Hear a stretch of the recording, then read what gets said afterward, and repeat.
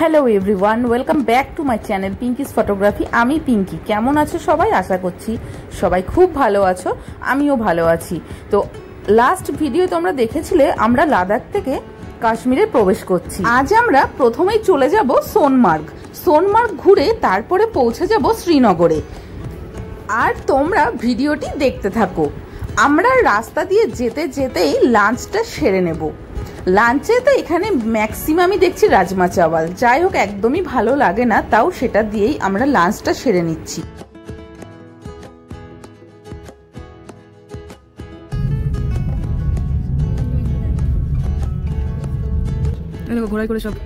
So guys, আমরা পৌঁছে গেলাম সেই সোনমার্গে। তো চলো, এখানে তো হর্স রাইডিং করতে হবে, তো হর্সগুলো সেখানে একটু বার্গেনিং করি। আমরা টোটালে 6 জন ছিলাম বাচ্চাদেরকে নিয়ে। তো এক একজনের এক একটা করে হর্স লাগবে। এবার হর্স রাইডিং এর জন্য মাথা পিছু চার্জ করেছিল 1200 থেকে 1500 মতন। আমরা সেটাকে বার্গেনিং করে 500 টাকায় নামিয়েছি। তাহলে বুঝতে পারছো তো, তোমরা যখন এখানে আসবে রীতি মতন যথেষ্ট বার্গেনিং করে নেবে। এরা কিন্তু প্রচুর হাই রেট বলে।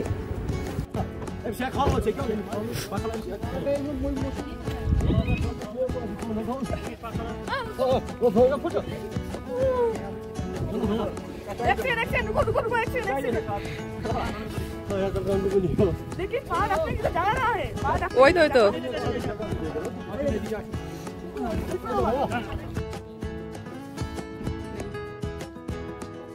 আমরা তো হর্স রাইডিং করার জন্য পুরোপুরি রেডি। তো চলো এবারে পাহাড়ের ওপরে ওঠা যাক।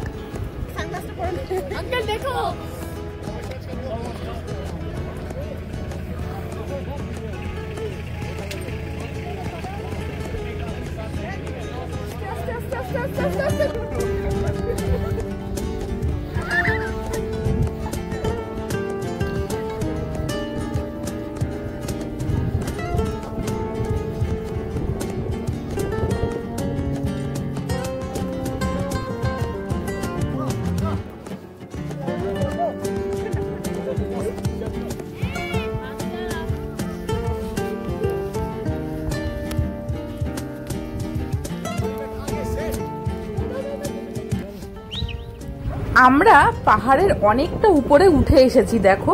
আর এখানে কিন্তু অনেক সিনেমার শুটিং হয়েছে।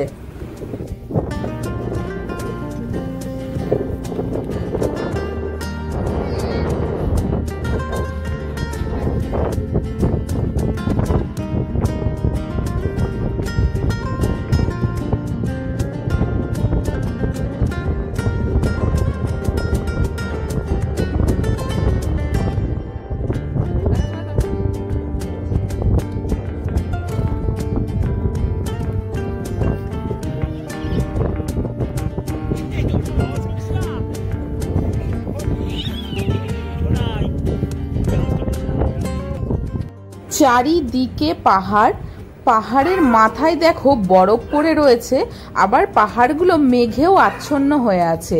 এত সুন্দর দৃশ্য, খুবই ভালো লাগছে দেখতে। আর তার সাথে রয়েছে গ্রিনারি, অপূর্ব সুন্দর।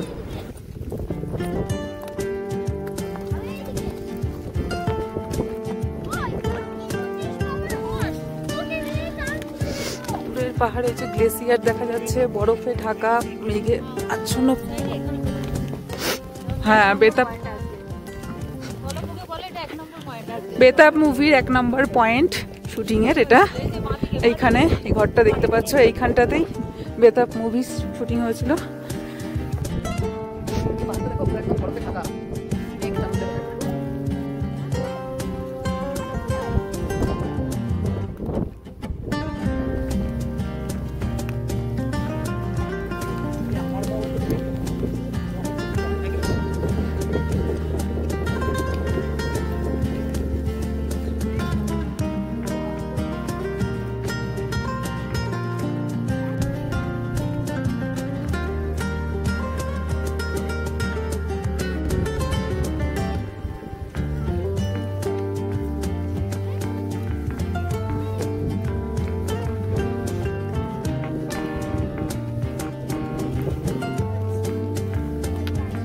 ধরে বস।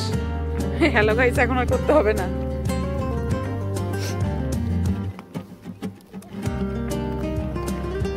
कितना का देते हैं? नहीं 50 रुपीस 50 रुपीस।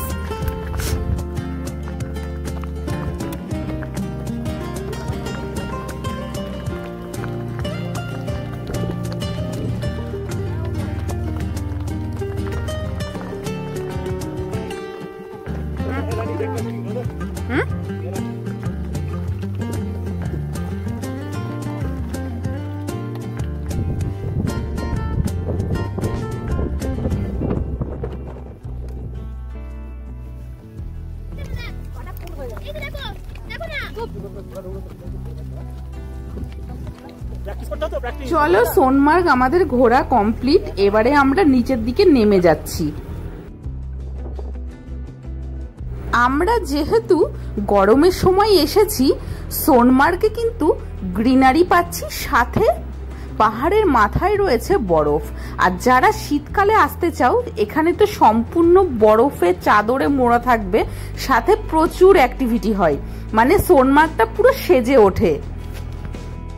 সোনমার্গে হোটেলগুলো দেখে মনে হচ্ছে কোনো একটা ফরেন কান্ট্রিতে বোধহয় চলে এসেছি। দেখো হোটেলগুলো কি দারুণ দেখতে লাগছে। সো গাইস, আমরা সোনমার্গ ঘুরে বেরিয়ে পড়লাম শ্রীনগরের উদ্দেশ্যে।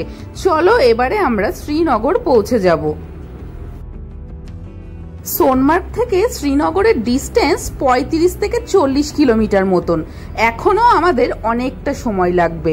আর রাস্তায় এদিকে বেরিয়েছে ভোটের মিছিল। আমাদের জ্যামে কিছুটা সময় নষ্ট হয়ে গেল। যাই হোক, সন্ধে নেমে আসছে।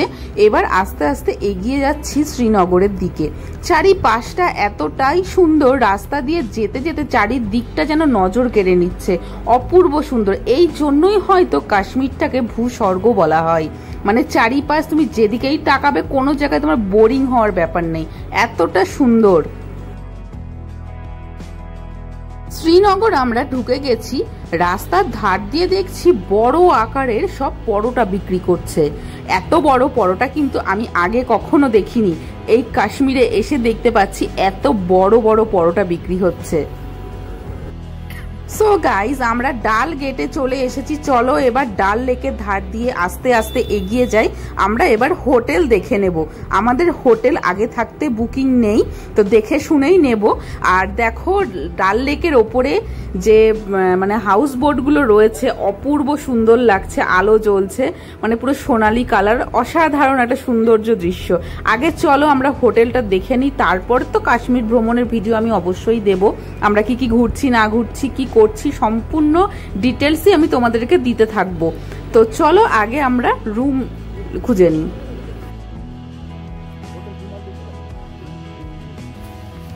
আমরা বাদিসাবা গেস্ট হাউসটা পছন্দ করলাম। এই হোটেলেই আমরা 2 নাইট স্টে করব। তো চলো হোটেল রুমটা একবার দেখিয়ে দিই তোমাদেরকে। দেখো একটা বেড রয়েছে, টি টেবিল আছে, এদিকে সোফা আছে, আর এই পাশটায় দেখো ওয়াশরুম রয়েছে। চলো ওয়াশরুমের ভিতরটাও একবার দেখিয়ে দিই। রুম মোটামুটি ঠিকঠাকই রয়েছে, কোনো সমস্যা নেই। আর একদমই ডাল লেকের সামনেই আমরা হোটেলটা পেয়ে গেছি, ভিতরের দিকে যেতে হয়নি। এই জন্য এই হোটেলটা ভালো লাগলো, দামেও ঠিকঠাক লাগলো, এটাই নিয়ে নিলাম। হোটেল রেট 1250 করে পার নাইট, তবে সিজন ওয়াইজ চেঞ্জ হয়। সো গাইজ, আজকের মতন ভিডিওটি আমি এখানেই শেষ করছি। দেখা হচ্ছে কালকে তোমাদের সাথে। এখন আমরা ফ্রেশ হয়ে ডিনার করে শুয়ে পড়বো, প্রচন্ড টায়ার্ড। কাল আসছে শ্রীনগর লোকাল সাইট সিইং নিয়ে video. Bye bye, good night.